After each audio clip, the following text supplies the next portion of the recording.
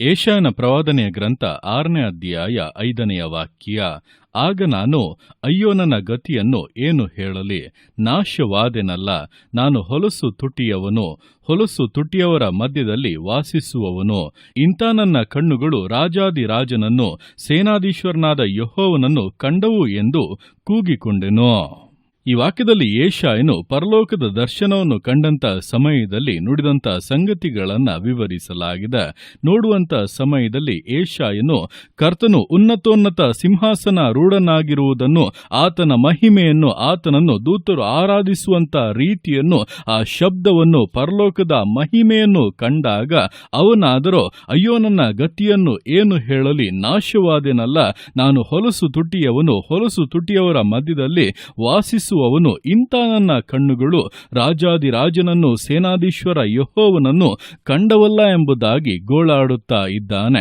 ಅಂದರೆ ಇಲ್ಲಿ ನೋಡುವಾಗ ಯೆಶಾಯನು ಅದುವರೆಗೂ ಪ್ರವಾದನೆಗಳನ್ನು ಮಾಡುವವನಾಗಿಯೇ ಇದ್ದನು, ದೇವರಿಗೋಸ್ಕರ ಪ್ರಯೋಜನವಾಗುತ್ತಲೇ ಇದ್ದನು. ಆದರೆ ಯಾವಾಗ ದೇವರ ಮಹಿಮೆಯನ್ನು ಅವನು ಕಂಡನೋ, ದೇವರ ವಿಶೇಷವಾದಂಥ ದರ್ಶನವು ಅವನಿಗೆ ಉಂಟಾಯಿತೋ, ಆಗ ಅವನಲ್ಲಿ ಇದ್ದಂಥ ಕೆಲವೊಂದು ಹೊಲಸುತನಗಳ ಪ್ರಜ್ಞೆ ಅವನಿಗೆ ಉಂಟಾಗಿ, ಅಯ್ಯೋ ನಾನು ಹೊಲಸು ತುಟಿ ಉಳ್ಳವನು, ಹೊಲಸು ತುಟಿಯವರ ಮಧ್ಯದಲ್ಲಿ ವಾಸಿಸುವವನು, ಇಂಥ ನನ್ನ ಕಣ್ಣುಗಳು ಕರ್ತನನ್ನ ಕಂಡವಲ್ಲ ಎಂಬುದಾಗಿ ಒಂದು ಮನಸ್ಸಾಕ್ಷಿ ಚುಚ್ಚುವಂತ ಅನುಭವಕ್ಕೆ, ದೇವರ ಮುಂದೆ ಪ್ರಾರ್ಥಿಸುವಂತ, ತಗ್ಗಿಸಿಕೊಳ್ಳುವಂತ ಅನುಭವಕ್ಕೆ ಬಂದನು.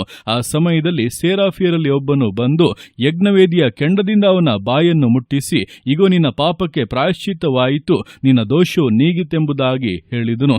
ಅದರ ನಂತರ ಯೆಶಾಯನು ದೇವರ ಕರೆಯುವಿಕೆಯನ್ನು ಕೇಳಿ, ಇಗೋ ನಾನಿದ್ದೇನೆ, ನನ್ನನ್ನು ಕಳುಹಿಸಿ ಎಂಬುದಾಗಿ ದೇವರ ಮುಂದೆ ಪುನಃ ಸಮರ್ಪಿಸುವಂತೆ ಅವನ ಜೀವಿತವು ಬದಲಾಯಿತು. ಇದೇ ಪ್ರಕಾರವಾಗಿ ದಿವಸಗಳಲ್ಲಿ ನಾವು ದೇವರ ಮಾರ್ಗದಲ್ಲೇ ನಡೆಯುತ್ತಾ ಇದ್ದೇವೆ, ದೇವರಿಗೋಸ್ಕರ ಅನೇಕ ಕಾರ್ಯಗಳನ್ನು ಕೂಡ ಮಾಡುತ್ತಾ ಇದ್ದೇವೆ, ವರಗಳನ್ನು ಹೊಂದಿದವರಾಗಿ ಪ್ರಯೋಜನವೂ ಕೂಡ ಆಗುತ್ತಾ ಇದ್ದೇವೆ. ಆದರೆ ದೇವರ ಮಹಿಮೆಯನ್ನ ಯಾವಾಗ ನಾವು ನಿಜವಾಗಿ ಕಾಣುತ್ತೇವೋ, ಇನ್ನೂ ಹೆಚ್ಚಿನ ಶ್ರೇಷ್ಠತೆಯನ್ನ, ನಿಜವಾಗಿ ದೇವರ ಪೂರ್ಣವಾದಂಥ ಶಕ್ತಿಯನ್ನ ಯಾವಾಗ ನಾವು ಅನುಭವಿಸುತ್ತೇವೋ, ಆಗ ನಮ್ಮಲ್ಲಿರುವಂಥ ಕೊರತೆಗಳು ಎದ್ದು ಕಾಣುತ್ತವೆ. ಅಯ್ಯೋ ದೇವರು ಇಷ್ಟು ಪರಿಶುದ್ಧರಾಗಿ, ಇಷ್ಟು ಉನ್ನತರಾಗಿದ್ದಾರಲ್ಲ, ನನ್ನಲ್ಲಾದರೂ ಇಷ್ಟು ಕೆಳಗಿನ, ಇಷ್ಟು ಪಾಪದ ಕ್ರಿಯೆಗಳು ಇವೆಯಲ್ಲ ಎಂಬುದಾಗಿ ಅವುಗಳನ್ನು ದೇವರ ಮುಂದೆ ಸಮರ್ಪಿಸಿ ಬಿಡುಗಡೆಯನ್ನ ಹೊಂದುವುದಕ್ಕೂ, ಅವುಗಳಿಗೆ ಪ್ರಾಯಶ್ಚಿತ್ತವನ್ನ ಪಡೆದುಕೊಳ್ಳುವುದಕ್ಕೂ, ಅಷ್ಟು ಮಾತ್ರವಲ್ಲ, ದೇವರ ಕರೆಯುವಿಕೆಗೆ ಕಿವಿಗೊಟ್ಟು ನೂತನವಾದ ಒಂದು ಸಮರ್ಪಣೆಗೂ ಬರುವುದಕ್ಕೆ ಸಾಧ್ಯವಾಗುತ್ತದೆ. ಆದ್ದರಿಂದ ಈ ದಿವಸಗಳಲ್ಲಿ ಇರುವಂತ ಅವಸ್ಥೆಯಲ್ಲಿಯೇ ತೃಪ್ತಿಗೊಂಡು, ಅಯ್ಯೋ ನಾನು ಪ್ರಯೋಜನವಾಗುತ್ತಾ ಇದ್ದೇನೆ, ಸಾಕಲ್ಲ ಎಂಬುದಾಗಿ ಅಂದುಕೊಂಡು ಕೂರಬೇಡಿ. ಇನ್ನೂ ಕೂಡ ದೇವರ ಉದ್ದೇಶಗಳು ಅನೇಕವಿದೆ, ಇನ್ನು ದೇವರು ಆಗ್ರಹಿಸುವಂತ ಕಾರ್ಯಗಳು ಅನೇಕ ಇದೆ. ಆದ್ದರಿಂದ ಆತನ ಮಹಿಮೆಯನ್ನ ದೃಷ್ಟಿಸಿ, ಆತನನ್ನ ನೋಡುವಂತೆ, ಆತನ ದರ್ಶನವನ್ನ ಕಾಣುವಂತೆ ತವಕಿಸುವುದಾದರೆ, ಬೇಡುವುದಾದರೆ, ಪ್ರಾರ್ಥನೆಯಲ್ಲಿ ಮುಂದುವರಿಯುವುದಾದರೆ, ಆತನ ದರ್ಶನವು, ಆತ ನಿಮಗೆ ಪ್ರಕಟವಾಗುವಂತ ವಿಧಗಳು ನಿಮ್ಮ ಜೀವಿತದಲ್ಲಿ ಹೊಸ ಒಂದು ಪರಿಶುದ್ಧತೆಯನ್ನು, ಹೊಸ ಒಂದು ಸಮರ್ಪಣೆಯನ್ನು ಉಂಟು ಮಾಡಿ ವಿಶೇಷವಾಗಿ ಮಾನಿಸಿ ಘನಪಡಿಸಿ ಆತನಿಗೋಸ್ಕರ ಪ್ರಯೋಜನ ಪಡಿಸುತ್ತದೆ. ಆದ್ದರಿಂದ ಈ ದಿವಸಗಳಲ್ಲಿ ಆತ್ಮೀಕ ಅನುಭವಗಳು ಸಾಕು ಎಂಬುದಾಗಿ ಎಂದಿಗೂ ಅಂದುಕೊಳ್ಳದೆ, ಇನ್ನೂ ಕೂಡ ಅದರಲ್ಲಿ ಮುಂದುವರಿಯುತ್ತಾ ಕರ್ತನನ್ನ ಮುಖಾಮುಖಿಯಾಗಿ ನೋಡುವವರೆಗೂ ಕೂಡ ಆ ಒಂದು ತವಕದಿಂದ, ಆ ಒಂದು ಆಸಕ್ತಿಯಿಂದ, ನಿರೀಕ್ಷೆಯ, ವಿಧೇಯತೆಯ, ವಿಶ್ವಾಸ ಜೀವಿತಗಳನ್ನ ಮುನ್ನಡೆಸೋಣ. ದೇವರ ಕರಗಳಲ್ಲಿ ಸಮರ್ಪಿಸಿ ಪ್ರಾರ್ಥಿಸೋಣ.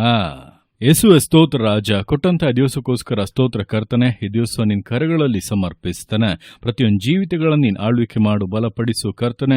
ಹೌದಪ್ಪ, ಯೆಶಾಯನ ಜೀವಿತದಲ್ಲಿ ಅವನು ಕಂಡಂತಹ ದರ್ಶನವು ಅವನಲ್ಲಿ ಪುನಃ ಒಂದು ಸಮರ್ಪಣೆಯನ್ನು, ವಿಶೇಷವಾದಂಥ ಉದ್ದೇಶದ ನೆರವೇರುವಿಕೆಯನ್ನು ಉಂಟು ಮಾಡಿದಂತೆ ಈ ದಿವಸಗಳಲ್ಲಿ ಕರ್ತನೆ, ನಾವಪ್ಪ ನಿನ್ನನ್ನು ಇನ್ನೂ ಹೆಚ್ಚಾಗಿ ಸವಿಯಬೇಕು, ಇನ್ನೂ ಹೆಚ್ಚಾಗಿ ನಿನ್ನ ದರ್ಶಿಸಬೇಕು, ನಿನ್ನ ಅನುಭವಿಸಬೇಕು, ನಿನ್ನ ಪ್ರಸನ್ನತೆಯನ್ನು ಕಾಣಬೇಕು ಕರ್ತನೆ. ಅದಕ್ಕಾಗಿ ಅಪ್ಪ ನಮ್ಮನ್ನ ಸಮರ್ಪಿಸ್ತಾ ಇದ್ದೇವೆ. ಈಗಿನ ಅನುಭವಗಳೆಲ್ಲ, ಈಗಿನ ಹಂತಗಳೆಲ್ಲ ಕರ್ತನೆ ವಿಶೇಷ ರೀತಿಗಳಲ್ಲಿ ಅಪ ಸ್ತೋತ್ರ ರಾಜ ಮಹಿಮೆಯಾಗಿ ನಮ್ಮ ಜೀವಿತವು ಮುಂದುವರಿಯುವುದಕ್ಕೂ, ನಿನ್ನ ಆಗ್ರಹಗಳನ್ನು ನೆರವೇರಿಸೋದಕ್ಕೂ ಅಪ್ಪ ನಮಗೆ ಸಹಾಯ ಮಾಡು. ನಿನ್ನನ್ನು ನೋಡಬೇಕಪ್ಪ, ನಿನ್ನ ಮಹಿಮೆಯನ್ನ ನಿಜವಾಗಿ ಅರ್ಥ ಮಾಡಿಕೊಂಡು ಅದಕ್ಕನುಗುಣವಾಗಿ ಪಾಪಗಳನ್ನು, ದುಷ್ಟ ಕಾರ್ಯಗಳನ್ನು ಅಪ್ಪ ನಿನಗೆ ಸರಿ ಹೊಂದದೇ ಇರುವಂತಹ ವಿಷಯಗಳನ್ನು ಜಾಡಿಸಿ ಬಿಟ್ಟು ಸಮರ್ಪಿಸಿ ಮುನ್ನಡೆಯೋದಕ್ಕೆ ಪ್ರತಿಯೊಬ್ಬರಿಗೂ ಸಹಾಯ ಮಾಡು. ಬಲದಿಂದ ತುಂಬಿಸು ರಾಜ, ವರಗಳಿಂದ ತುಂಬಿಸು ಕರ್ತನೆ. ಆತ್ಮನ ಅಭಿಷೇಕ ವಿವೇಕದಿಂದಲೂ ಅಪ್ಪ ನಿನ್ನ ಪರಾಕ್ರಮದಿಂದಲೂ ಉಪಯೋಗಿಸಬೇಕೆಂದು ಪ್ರಾರ್ಥಿಸ್ತಾ ಇದ್ದಾನೆ. ನಿನ್ನ ರಾಜ್ಯವು ಕಟ್ಟಲ್ಪಡಲಿ ಕರ್ತನೆ, ಜೀವಿತಗಳು ಉದ್ಧಾರವಾಗಲಿ, ಅನೇಕರು ಆಶೀರ್ವದಿಸಲ್ಪಡಲಿ, ನಿನ್ನ ರಾಜ್ಯಕ್ಕೆ ಬಾಧ್ಯಸ್ಥರಾಗಿ ಬದಲಾಗಲಿ. ನೀನು ಅರ್ಥಗೆ ಮಾಡುವಂಥ ನಿನ್ನ ಪ್ರೀತಿಗೋಸ್ಕರ, ಕೃಪೆಗೋಸ್ಕರ ಅಪ್ಪ ನಿನಗೆ ಸ್ತೋತ್ರಗಳು. ಪ್ರತಿಯೊಂದು ಜೀವಿತಗಳನ್ನಪ್ಪ ನಿನ್ನ ಕರಗಳಲ್ಲಿ ಸಮರ್ಪಿಸ್ತಾ ಇದ್ದಾನೆ. ಆಶೀರ್ವದಿಸು, ಮಾನಿಸು, ಘನಪಡಿಸು. ಎಲ್ಲೋ ನಿನ್ನ ಕರಗಳಲ್ಲಿ ಸಮರ್ಪಿಸಿ ಎಲ್ಲ ಸ್ತುತಿಗಾನ ಮಾನ್ಮನೆಯೊಬ್ಬನಿಗೆ ಸಲ್ಲಿಸಿ ಯೇಸುವಿನ ನಾಮದಲ್ಲಿ ಬೇಡುತ್ತೆ ನಮ್ಮ ತಂದೆಯೇ. ಆಮೇನ್, ಆಮೇನ್.